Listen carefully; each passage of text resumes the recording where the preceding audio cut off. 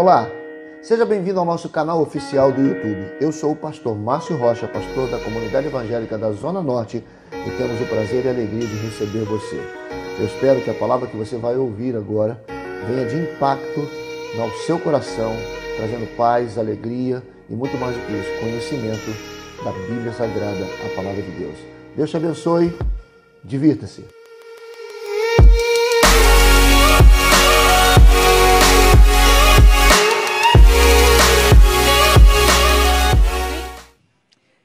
Evangelho de Mateus, o capítulo é o de número 5 ainda, né? Não 6, mas 5. Nós começamos na semana passada com a série Sermão da Montanha, né? Nós estamos nesse alinhamento com Deus, com a sua palavra. Nós estamos meditando e refletindo na pregação do Mestre. Amém? O Sermão da Montanha é a pregação do Mestre, a pregação de Jesus, o que disse Jesus ali. E nós já tivemos a primeira parte, e nós trabalhamos ali nessa primeira parte muito com a temática, né, de seguidor versus discípulo, né, o que é um seguidor e o que é um discípulo, em que momento esse seguidor passa a ser um discípulo, e quais são essas características. Se você perdeu, você recupera, fica gravado lá na CSN TV. E nós vamos então dar continuidade ao Sermão da Montanha. Eu quero ir do 5 até o 7 no final dessa série, né? Não hoje, mas até o final dessa série, que nós possamos ir de pedaço em pedaço refletindo sobre a pregação, a grande pregação do nosso Mestre Jesus. Então hoje nós fomos do 1 ao 15, na última semana. Nesse momento eu queria ler com você do 17 ao 20. E depois nós vamos avançar em pequenos grupamentos de temas que são abordados na pregação do nosso Mestre Jesus. Versículo 17 ao 20.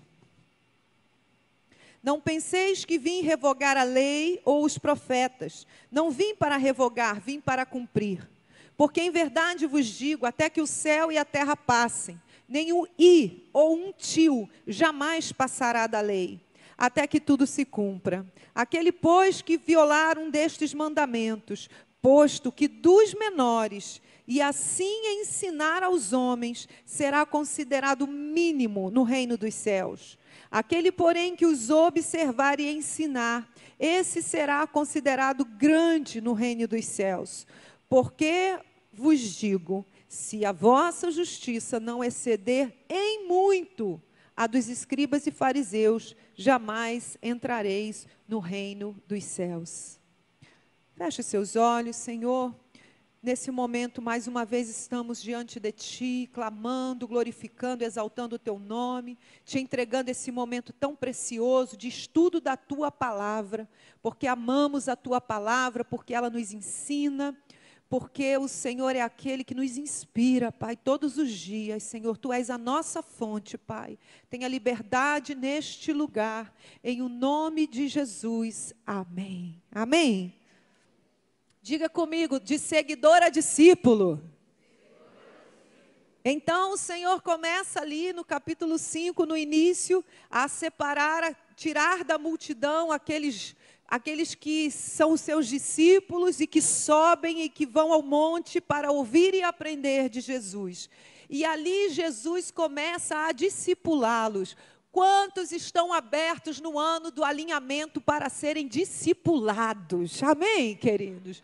Às vezes a gente tem problema com isso. Não, eu quero ir à igreja, sentar, né, receber um pouquinho lá, sair, né, fortalecido, sair lá mais animado e voltar para a minha vida e voltar para a minha casa.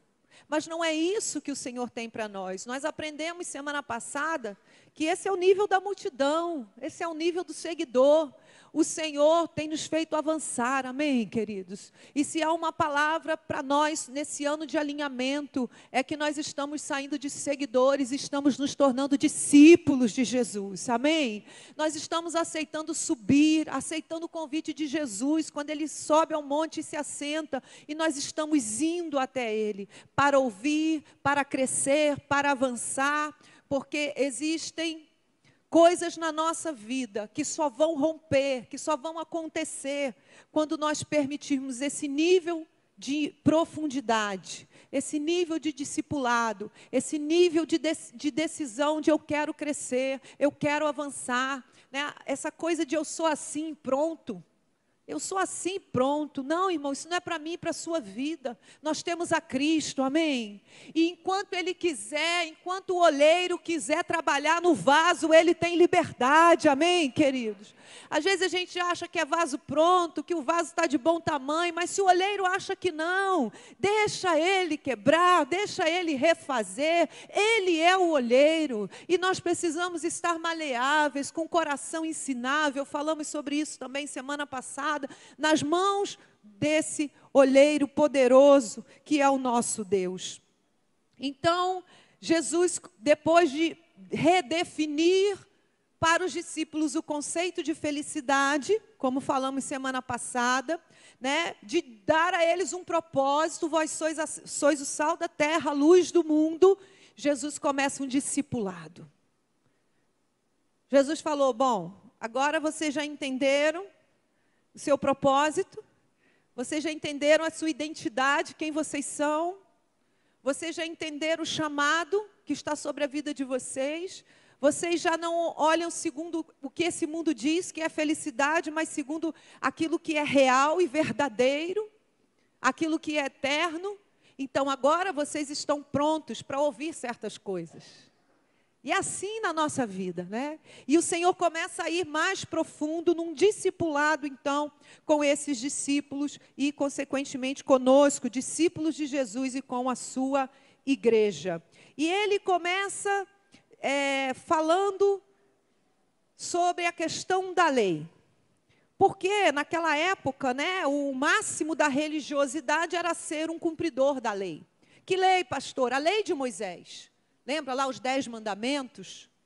Os 10 mandamentos, na verdade, a questão de ética cristã no Velho Testamento, né, ela é muito embasada e demonstrada ali pelos 10 mandamentos, e no Novo Testamento, pelo Sermão da Montanha. Na verdade, há um conversar o tempo todo, né, uma ligação entre esse padrão de ética cristã e conduta, e diante disso nós percebemos que o nosso Deus é o mesmo ontem, hoje e o será eternamente, amém, queridos? O Deus que falou lá na época de Moisés, trazendo os 10 mandamentos, é o mesmo Deus agora, manifesto na carne, através de Jesus, trazendo e referindo aqueles princípios. Então, o que difere, pastor, agora? O que difere é que na época dos 10 mandamentos, o povo estava separado de Deus. O pecado fazia separação, não é isso? Por causa do pecado de Adão e Eva, havia separação entre o homem e Deus. A época dos 10 mandamentos, esse homem precisava dessa lei e lutava para cumpri-la, para não fazer o que dizia ali, para ser fiel ao que era dito. E ele fazia todo esse esforço, porque o pecado o separava de Deus. E ele, para chegar a Deus, para ouvir de Deus, ele precisava de todo um ritual descrito ali no tabernáculo. Ele precisava que alguém entrasse por ele, como era a figura do sumo sacerdote. A gente já ministrou sobre isso aqui, né? Ele precisava se lavar, ele precisava passar todo um processo para que ele pudesse entrar no Santo dos Santos, então ouvir do Senhor para trazer para o povo. Mas esse povo permanecia no átrio, permanecia do lado de fora do santo lugar e do Santo dos Santos. E toda essa separação, havia uma lei que eu lutava para entendê-la e cumpri-la, porque era a palavra do Senhor. Então, Jesus aqui agora, ele vai lá e recupera. ele diz, olha, eu não pense que eu vim revogar a lei. Na verdade, eu não vim para revogar, eu vim para cumprir. Eu vim para cumprir. Irmãos, agora, o que o Senhor estava dizendo, olha, agora, não é uma lei que está do lado de fora e que vocês vão lutar para cumprir, para poder ter algum tipo de acesso a Deus, para ouvir alguma coisa de Deus através de alguém. Agora, a partir de Cristo, a partir de Jesus, aquilo que estava do lado de fora, vocês têm do lado de dentro. A presença de Deus separada, né, que estava fora por causa do pecado, agora habita em vocês.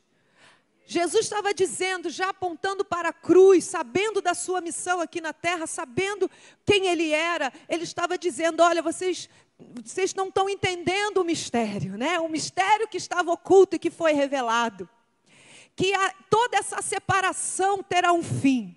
Todo esse lado de fora terá um fim. E agora tem autoridade na vida de vocês para viver, para cumprir. Porque não está mais do lado de fora. É algo que vai transformar, é algo que vem de dentro. É a justificação, é o perdão do pecado, é o livre acesso a Deus. E Jesus já falava isso sabendo que o Espírito Santo seria derramado para fazer morada dentro de nós. Amém, queridos?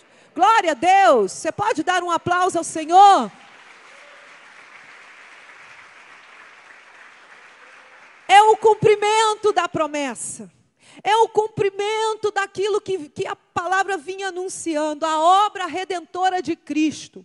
E essa obra agora, ela não está do lado de fora. Por isso que ele fala, olha, se a sua justiça não exceder muito a de escribas e fariseus, o que ele está dizendo? Escribas, né, fariseus, eram aqueles que não só replicavam a lei, mas eram aqueles que monitoravam. Quem estava cumprindo, quem não estava cumprindo, os doutores da lei ensinavam, além de ensinarem, eles monitoravam. Eles julgavam quem estava cumprindo, tinha as leis, enfim. O Senhor fala, ó, e aí, tem que exceder em muito. Porque essa era uma época em que vocês estavam destituídos da minha glória, em que o pecado fazia separação entre vocês e Deus. Agora, nesse novo tempo, por causa do sangue de Jesus, por causa do sacrifício da cruz, tem que exceder em muito. Não é isso. Não é do lado de fora, é do lado de dentro. Amém, queridos? É do lado de dentro. Jesus começa a falar aqui de uma obra interior, que só foi possível por causa do sacrifício da cruz. O Senhor começa a falar, olha, a época de templos feitos por mãos humanas, né, como era o tabernáculo, para que Deus habitasse, como era depois o templo de Salomão, para abrigar a arca. Esta época passou, agora eu habito dentro de vós. Vocês são tabernáculos vivos. O Senhor estava ensinando aos seus discípulos para abrigar a minha glória, para serem transformados por ela, para poderem viver essa transformação, não por causa de uma lei que está do lado de fora, mas por causa da transformação que aconteceu do lado de dentro. Amém, queridos? Glória a Deus. Então, se você vivia uma vida cristã até aqui, né, ainda com um conjunto de leis que você acha que regia o cristianismo, ou a ética cristã que você deveria seguir, e você era um lutador, ai meu Deus, eu tenho que cumprir, isso é tão difícil, ai isso aí é muito pesado, ei, sai dessa época, Jesus veio, morreu na cruz, o Espírito Santo habita dentro da tua vida, é de glória em glória, é de fé em fé, não é um fardo, não é um peso, porque agora Ele trabalha na nossa mente, Ele trabalha nas nossas emoções, nos nossos sentimentos.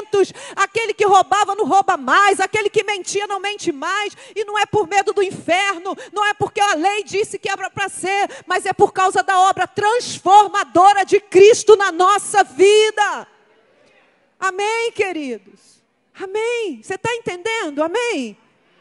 Precisamos entender o que Jesus está falando aqui, quando Ele faz essa analogia entre a lei de Moisés e aquilo que Ele vem pregar. aquilo que ele vem ministrar agora, o discipulado que ele traz, ele está dizendo, não mais do lado de fora, não mais como alvo a ser alcançado, você já foi alcançado, alcançado pelo sangue, alcançado pela promessa, alcançado pela salvação, pela eternidade, você é templo do Espírito Santo, amém, queridos, aleluia, glória a Deus, não é superficial, até porque o que é superficial dura pouco, né? Ele está falando de eternidade, ele está falando ali, ministrando sobre tudo aquilo que ele começa a colocar, né? Não como se moldar aos padrões de uma religião, mas ser transformado por dentro, pelas verdades do reino. Pelas verdades do reino, e não uma religião. E eu quero te dizer e te perguntar nessa manhã, quantos estão preparados para mudanças profundas? Amém? Você está aberto para mudanças profundas? Quando você abre a sua vida para Jesus, você tem que estar aberto para mudanças profundas. Mas eu achava que era assim, pois é. Mas Jesus entrou, libertou, transformou. Ele muda a mente. Lembra, semana passada, a gente falando dos nossos padrões de felicidade, dos nossos sonhos de infância. O Senhor vai redesenhando, né? O Senhor vai entrando e fazendo tudo novo. É por isso que a palavra fala que, né, quando a gente tem um encontro com Jesus, nós somos novas criaturas, para a honra e glória do seu nome. Amém? Então ele começa a trabalhar sentimentos, pensamentos, tudo aquilo que muitas vezes fica incubado, escondido, porque eu quero seguir uma religião, mas está tudo lá. É isso que ele está falando, está tudo escondidinho, está tudo lá dentro. Eu tento, né, cobrir para viver uma vida, não, agora eu vou ficar direitinho, mas está tudo lá dentro. E o Senhor está falando, o que eu estou fazendo na tua vida hoje é por dentro, é curando as raízes, é tratando os sentimentos. O Senhor nos liberta não apenas do pecado, mas das iniquidades, amém? Das inclinações, e Ele vai fazendo obra poderosa na nossa vida. E aí o Senhor segue, né, avançando aqui nesse discipulado com os discípulos, e Ele vai se remeter em todo tempo à lei. Ele fala assim, vocês ouviram o que a lei diz sobre homicídio? Pois eu quero te dizer, na graça, na transformação, exatamente o que é isso. Vocês ouviram o que a lei diz sobre adultério? Pois então ele resgata esses pontos da lei, para trazer a vida, a transformação e o poder da cruz sobre essas afrontas, né, que nós vivemos na nossa vida. Então ele começa no versículo 21, resgatando um pouco sobre a lei do homicídio. Quem lembra da lei do homicídio? Não matarás. Não era assim? A parte da lei que se referia ao homicídio era bem clara, era direcionada, e ela dizia o quê, igreja? Aí Jesus vem, versículo 21, e diz assim, ouvistes o que foi dito aos antigos, não matarás. Quem matar estará sujeito a julgamento. Eu, porém, vos digo, versículo 22, todo aquele que sem motivo se irá contra o seu irmão, estará sujeito a julgamento, e quem proferir um insulto a seu irmão, estará sujeito a julgamento do tribunal, e quem lhe chamar tolo, estará sujeito ao inferno. Coisa forte, né? Vocês estão preparados para o discipulado, amém, queridos? É profundo, é a pregação do rei. Essa pastora é radical. Não é a pastora, não. É Jesus. Irmãos, o que Jesus faz aqui? Jesus vai lá na lei. Você ouviu o quê? Não matarás? E você se esforçava para não matar? Aí Jesus diz assim, eu não vou só dizer para você não matar, mas eu quero tratar curar, mexer nessa ira que você tem dentro de você. Não basta você não matar, se você ainda é consumido pela ira. Você está entendendo o que é o do lado de fora e o do lado de dentro? Amém, queridos? Você está entendendo o que é o superficial e o que é permitir que o Senhor trata lá na raiz daquilo que na nossa vida a gente tem e que a gente até controla, né? Não faz, mas está aqui. E o Senhor faz isso, por quê? Porque Ele sabe, né, como está descrito lá em Tiago, que o pecado, ele só precisa de uma sementinha.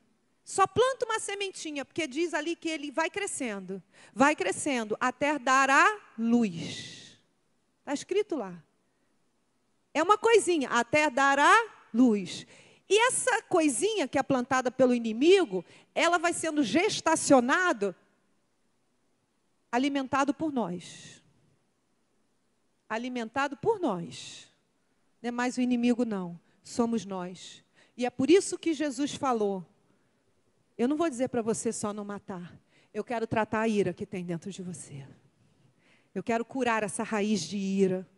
Muitas vezes fruto de ver violência na infância, né? De acabar crescendo com essa referência, de pessoas que explodiam facilmente, de pessoas que, em rompantes, né, se desequilibravam emocionalmente, feriam com palavras, feriam com atitudes, referenciais errados, muitas vezes até uma tendência genética de um próprio temperamento muito explosivo. Também existe tanto uma herança genética quanto comportamental, não é verdade? Daquilo que vemos. E o Senhor está falando, olha, eu quero tratar, eu quero curar. Amém, queridos?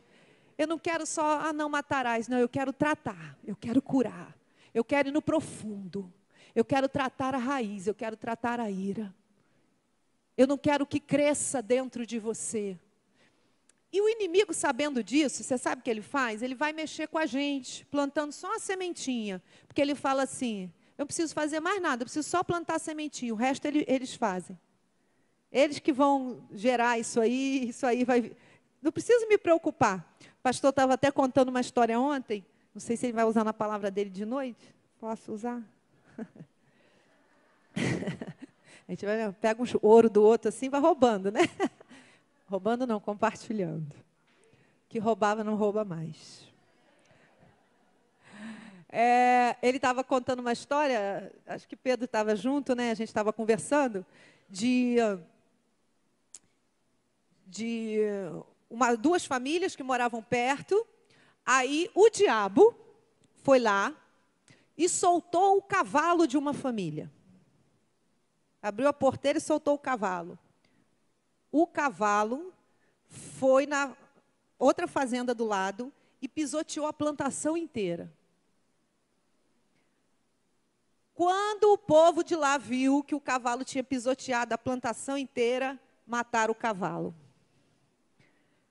Quando os donos do cavalo viram que o cavalo foi morto pela outra família, mataram quem matou o cavalo. Quando, né, viram que quem matou o cavalo, a família de lá viu que quem matou o cavalo tinha sido morto, que era o pai deles, esses filhos foram lá e mataram os pais do outro. Aí, quando os filhos de cá viram que os filhos de lá mataram os seus pais, foram atrás dos filhos para matar.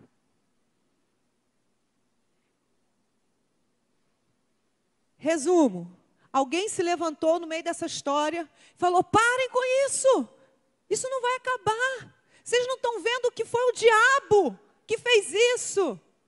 O diabo pede a palavra e diz, eu só soltei o cavalo.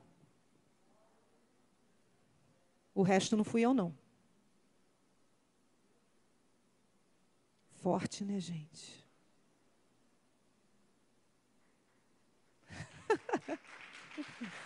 Forte, né? Forte.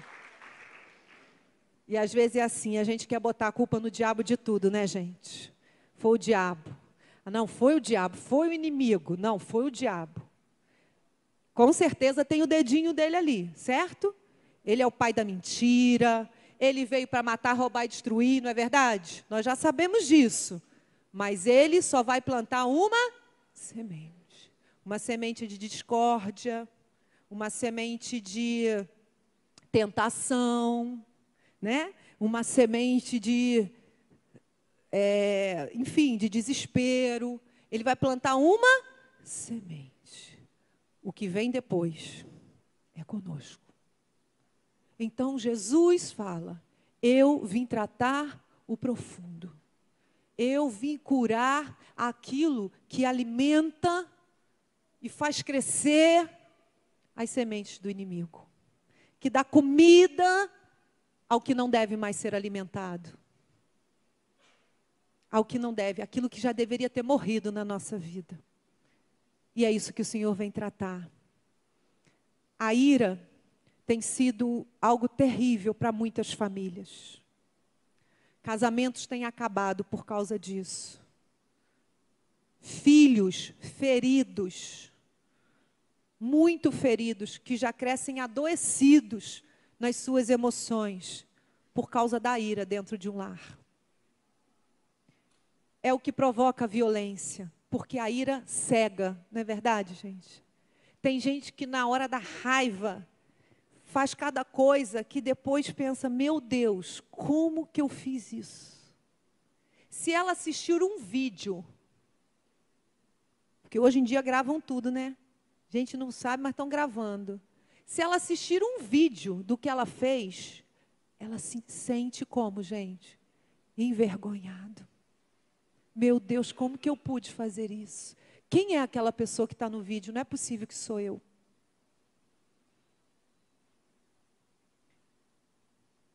No discipulado de Jesus conosco, ele costuma fazer essas coisas. Porque o céu tem os anjos que são cineastas. E ali, eles estão trabalhando na nossa vida para editar esses maus momentos. Amém, queridos? Eu creio assim. Eu creio que o inferno está pronto. Antigamente eu falava muito isso. Falava que o inferno está pronto a filmar tudo de ruim que a gente faz, tudo de errado, para manter a gente lá embaixo. E para todos os dias nos acusar. Nos colocar sentados e dizer assim: olha aí quem você é. Assiste aí, ó. É isso que você é. Olha aí quem você é. Você não é quem você pensa que é. Você não é essa mulher sábia que você pensa que é. Você é essa rixosa aí, ó. Você não é esse homem íntegro que você pensa que é. Você é esse homem irado aí, ó. Você é esse homem corrupto. Você é essa mulher isso, né? Você é esse viciado. Ele quer, a Bíblia diz que ele é o acusador. Mas eu também creio que o Senhor tem os seus anjos cineastas, que estão filmando a nossa história e mostrando cada milagre, cada promessa, os planos de Deus para a nossa vida. E Ele diz: senta e assista. E aí você fala: mas Senhor, e aquele dia que eu fiz aquilo? E aquela situação? O Senhor diz: por causa do teu arrependimento, eu já apaguei com o meu sangue. Amém, queridos? Amém? É isso que eu estou falando, dessa obra de Jesus dentro de nós, que vai nos transformando, que vai apagando com seu sangue, que vai extraindo o melhor de nós e vai trabalhando, né? Trabalhando nas nossas fraquezas. Todos nós as temos, irmãos. Essa palavra aqui não é do lado do filme do inimigo, para você se sentir mal, para você se sentir acusado.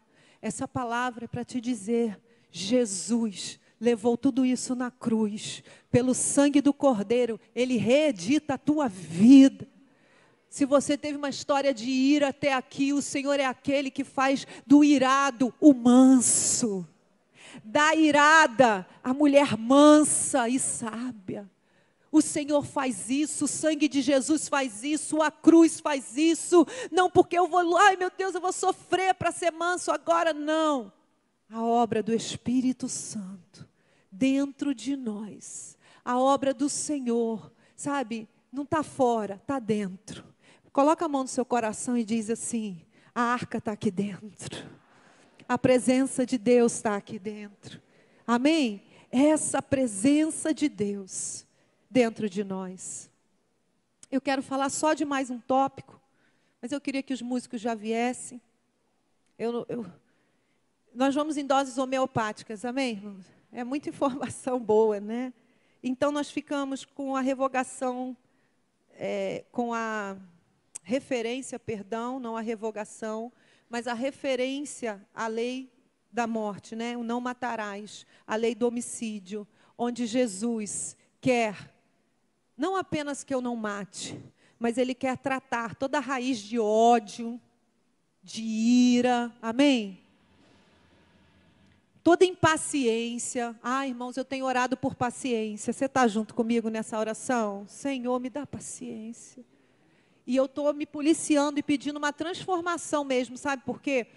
Coisas bobas, né? Eu sou um pouco impaciente no trânsito. Não tenho muita paciência. Sabe aquela pessoa que está na tua frente, o outro carro está 500 metros? E você fica um pouco impaciente, quase pulando por cima? Né? Aquela impaciência que te dá vontade de avançar o amarelo, acelerar mais. E eu tenho coisa simples, mas eu tenho tratado isso na minha vida. Eu falei, Senhor, numa dessa acelerando, aqui já fechou, eu bato com o carro, eu atropelo alguém, né? Porque tem os pedestres convictos, né? Ficou amarelo, ele está atravessando. Já dizendo assim, ó, peraí, agora é minha vez. Aí eu já começo a pensar, Senhor, e quando eu sou o pedestre? Eu não quero o respeito desse carro. Aí eu começo a trabalhar isso em mim. Aí agora eu estou assim, não, o amarelo eu vou parar. Quando a pessoa está na minha frente, me atrapalhando muito, não tem como sair. Aí eu faço assim, olho para o lado, que arquitetura bonita dessa casa. Sério, gente, você tem que trabalhar a sua mente. Porque quem é estressado no trânsito, ele nem enxerga, ele pode estar passando no mar. Ele pode estar passando no aterro com aquela vista linda. Ele está com ódio do carro que está na frente. Andando a 10, numa pista de 60, 80, 100. Aí eu falei, gente, ao invés de ficar com ódio do carro da frente, que eu não quero sentir isso. Aterro do Flamengo, que bonito. E essa casa, que arquitetura diferente. Você sabe que eu descobri que eu passo em caminhos há muito tempo e tinha coisas ali que eu não sabia que tinha, exemplo de lojas, de coisas mesmo, porque eu não colhei para o lado. Eu sempre fui com... Enquanto eu não chegava lá onde eu queria...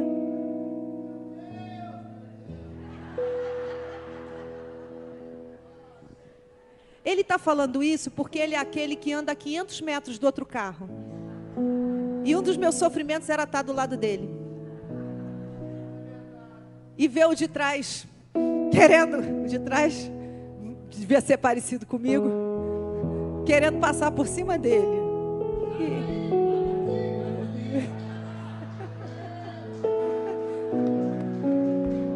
Verdade, gente, é verdade, eu não vou me defender. Não vou me defender. E eu falei, Senhor, me liberta-me de mim. Senhor, sabe? Falei, Senhor, isso adoece também, né, gente? Essa ira, esse negócio, esse ódio.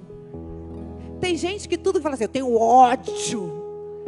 Você fala assim, você gosta daquele programa? Ah, eu tenho ódio daquele programa. Mano, você está perdendo seu tempo para ter ódio de um programa. Pior quem entra na novela e fica com ódio do vilão. Irmão, é mentira, é personagem, ninguém... Eu te contei, desculpa. É tudo mentira. Sabe? Ódio, raiva, sabe? Alguém bagunçou o que você tinha feito. Meu Deus. Irmão, irmãos, em nome de Jesus, que o Senhor tire a ira da nossa casa, amém? E essa ira, frequentemente, é derramada sobre os nossos filhos. Sobre os nossos filhos. Essa ira é derramada sobre o cônjuge, é ou não é verdade? Às vezes, a gente se irrita, né, com o outro e fica jorrando ira um para cima do outro. Senhor, tem misericórdia. Eu estava atendendo uma esposa e ela começou falando do filho. Eu não vou entrar no outro não, vou ficar só. Amém. O Senhor nos libertando da ira hoje tá bom, né, gente? Ela estava falando do filho e ela estava falando assim, aí, meu filho, não sei o que, não sei de pastor, olha só, não sei o que, Deus abençoou. E aí Deus, olha, eu estava com o negócio da bolsa da escola, mas Deus é tão tremendo. Mas aí tá. Aí estamos conversando, eu glorificando a Deus junto com ela. Foi, Deus abençoe. Não, aí meu filho, olha Deus. Aí de repente eu falei para ela assim, e o seu casamento? Ela, então, pastora. Falei, cadê a pessoa que estava aqui? Então, pastora, olha só. Isso aí eu tenho que falar. Não, porque você sabe que eu tenho lutado com isso, porque isso aqui não dá certo. Aí eu, gente, como é que a gente não percebe que em alguns momentos a gente está suave, sorrindo, falando respeitosamente, falando adequadamente, e aí um nome, uma referência, sabe, uma pessoa faz a gente mudar de tom de voz, faz a gente mudar de expressão facial, faz a gente... Falei, Senhor. Aí foi tão nítido, né? A pessoa... Aí eu olhei para ela e falei assim, é assim que você fala com ele? É com esse tom de voz que você fala com ele? É com essa expressão facial que você fala com ele? Está explicado aí os problemas do teu casamento. A comunicação, o diálogo, o acordo. Está emperrado por uma série de ruídos. O ruído do tom de voz, o ruído da raiva, da ira, o ruído da expressão dura. Eu falei, Senhor. É por isso, irmãos, que às vezes a gente fala A, a pessoa entende Z. Aí a gente fala assim, é maluco. Eu falei, mas a gente não pensa que nesse caminho da mensagem até o nosso receptor, ruído, tom de voz, ruído, palavras escolhidas, ruído, momento errado, ruído, gestos, expressões. Aí tem gente que diz assim, mas eu não falei nada. Não falou não, mas fez assim, ó. Não falei nada. Maluco, não falei nada. Não sei porque que tá chateado, falei nada. Eu estava atendendo um outro casal. Eu atendo muito, né? Vocês ficam pedindo atendimento. Eu estava atendendo um outro casal. E sobre briga de família, os dois querendo se separar. E eu falei, mas gente, o que está havendo? Aí ele, pastora, essa mulher me chama de mentiroso na frente de todo mundo. Aí a esposa ficou magoadíssima. Ela olhou para ele, ela falou, o quê? Não é possível que você está dizendo isso. Ela, pastora, diante de Deus, eu nunca fiz isso. Eu nunca chamei esse homem de mentiroso na frente de ninguém. Eu não sei de onde ele tirou isso. É por isso que as coisas não dão certo. E que não sei o que, não sei o que. Aí a coisa começou a ficar um pouco quente. Aí eu falei assim, bom, vamos mudar um assunto para... Depois a gente volta nisso. Aí eu falei assim, não, para aí um pouco. Me conta a última, melhor experiência que vocês tiveram. Momento bom. Qual foi o último? Que vocês riram juntos, que vocês estavam bem. Qual foi o último momento? Vamos trazer à memória o que dá esperança. Aí ele, foi a nossa viagem. Falante, ele era mais falante que ela. Nossa viagem, pastor, a gente viajou, foi bom demais. Falei, Aí ele começou a contar a viagem. Só que ele é sanguíneo. Conhece sanguíneo? Aí, pastora, sabe que foi pescar e pegou um peixe desse tamanho? O peixe era desse, mas é desse. Sanguinão, né? Folgado. Pastora, ó, a praia mais linda que eu já vi na minha vida. Aí nós fomos fazer um passeio, pastora. Aí ele começou a contar do passeio. Gente, conforme o homem contava a história, a mulher não falava nada, mas ela estava do lado, ela fazia assim, ó.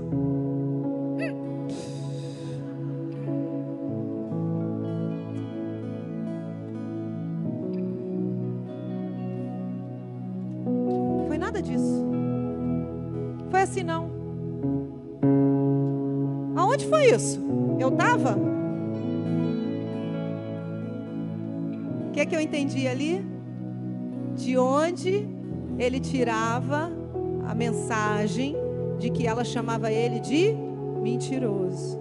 Ela realmente podia nunca ter usado a frase na frente das pessoas: você é um mentiroso. Mas a maneira com que ela reagia e se portava enquanto ele falava, tinha uma mensagem completa ali. Ele está mentindo. Entende? Por que precisa vir de dentro? Amém, irmãos? Você entende por que a Bíblia diz assim: como um espelho, de glória em glória, somos transformados por sua glória. Tem hora, irmãos, que a gente precisa pegar um espelho. Discipulado é pegar um espelho, reconhecer nossas reações, reconhecer que não somos tão bonzinhos assim como a gente acha que é, tão certos, tão donos da razão, e que se alguma coisa está dando errado, tem a nossa parte também, mas nós temos o Espírito Santo de Deus, que nos ensina sobre todas as coisas. Nós temos a cruz para onde podemos correr e dizer: Senhor, eu quero morrer para mim mesmo. Mata esse velho homem, mata essa mulher chata, cheia de ira, de ódio, de raiva. Senhor, mata esse homem violento, mata esse homem de olhos impuros, de mente impura, malicioso. Senhor, mata essa pessoa que não consegue ser honesta, que está sempre tentando tomar vantagem em tudo, que quer se dar bem em tudo. Senhor, mata essa velha natureza,